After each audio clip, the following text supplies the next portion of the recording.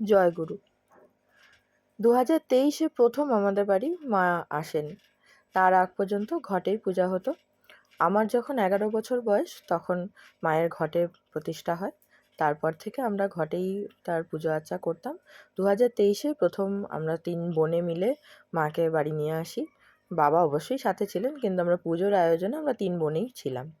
সেই সময় মায়ের জিনিসপত্র কিনে আনা, দশকর্মার জিনিস কেনা, ফল বাজার করা, মাকে গুছিয়ে সাজিয়ে গুজিয়ে রাখা, তারপরে পুজোর আয়োজন করা, বাড়িতে আলপনা দেওয়া, সমস্ত কিছু আমরা 3 বোনে মিলে করেছিলাম।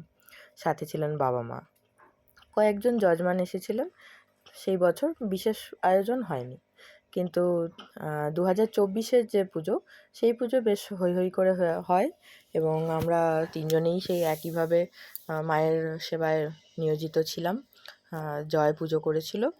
আর আমাদের সাথে যে কয়েকজন যজমান এসেছিলেন, তারা পুজো দেখে বলেন মায়ের মুখটি খুব সুন্দর লাগছে।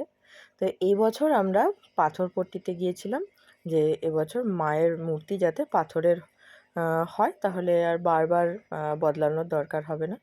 তো এই পাথরপট্টির এই মূর্তিগুলো অসম্ভব ভাল লাগলো।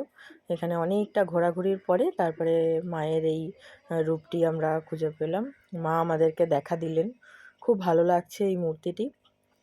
ফিনিশিং করে আমাদের বাড়িতে আসবেন, এই অপেক্ষায় আছি মা কবে আসবেন। আর যারা যারা আগের বছর খুব সুন্দরভাবে আমাদের সাথে থেকেছিলেন, এবছরও কামনা করব আপনারা আমাদের সাথে থাকবেন। গুটি কয়েক যজমান এবং আমার কয়েকজন ক্লায়েন্ট তারাই জানেন যে আমাদের বাড়িতে এইভাবে পুজো হয়। তো যারা এখন আমার এই ভিডিও দেখছেন আর যারা এই বছর নতুন আমার ক্লায়েন্ট রয়েছেন, তারা যদি এবছর আমার মায়ের পুজোয় অংশগ্রহণ করতে চান, অবশ্যই আমার নাম্বারে একবার যোগাযোগ করবেন।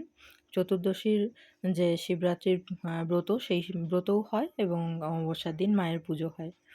আপনারা আসলে আমি খুব খুশি হব, মায়ের সেবায় যতটুকু দিন যায়। জয় গুরু, জয় মা।